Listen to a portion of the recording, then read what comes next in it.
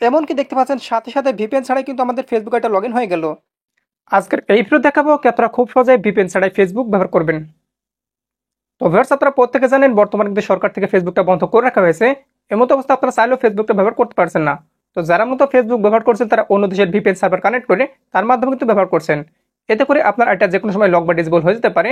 তাই কিভাবে আপনারা ভিপিএন ছাড়াই ফেসবুক ব্যবহার করবেন, চলুন শুরু করা যাক।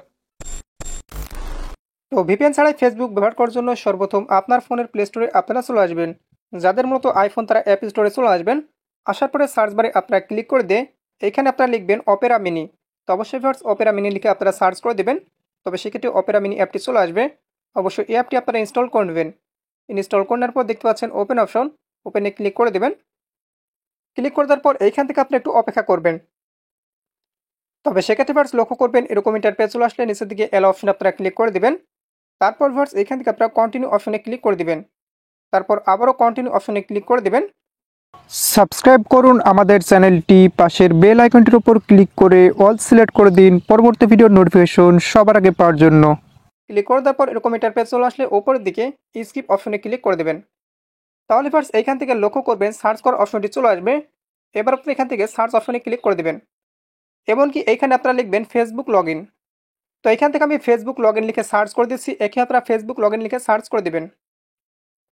তবে সেক্ষেত্রে ভিউয়ার্স কোনো কারণে এখান থেকে ক্যাপচা ভেরিফিকেশন আসতে পারে। অবশ্যই এই অপশনটাতে আপনারা ক্লিক করে দিবেন। তারপর এখান থেকে যে লেখাটা থাকবে অবশ্যই এখান থেকে সেই ছবি আপনারা সিলেক্ট করবেন। আমার এখান থেকে বাইসাইকেল আছে, সেহেতু আমি এখান থেকে বাইসাইকেল সিলেক্ট করে দিচ্ছি। সিলেক্ট করে দিয়ে ভেরিফাই অপশনে ক্লিক করে দিচ্ছি। তবে সেক্ষেত্রে এখান থেকে ভেরিফাই হয়ে গেল। এমনকি ভিউয়ার্স দেখতে পাবেন এইখান থেকে ফেসবুক আইডি লগ ইন করার ওয়েবসাইটে চলে আসবে। এবার সেই ওয়েবসাইটের উপর ক্লিক করে দিবেন। তাহলে ভিউয়ার্স এখান থেকে লক্ষ্য করুন আপনার ফেসবুক আইডি লগ ইন করার জন্য আপনার মোবাইল নাম্বার অথবা এখান থেকে ইমেল অ্যাড্রেস এমনকি আপনার ফেসবুক পাসওয়ার্ড দিতে বলছে। তো অবশ্যই আপনারা দিয়ে দিবেন। তো এখান থেকে আমি আমার ফেসবুক আইডির ইমেল এমনকি পাসওয়ার্ড দিয়ে লগ ইন অপশনে ক্লিক করে দিচ্ছি, একে আপনারা ক্লিক করে দিবেন।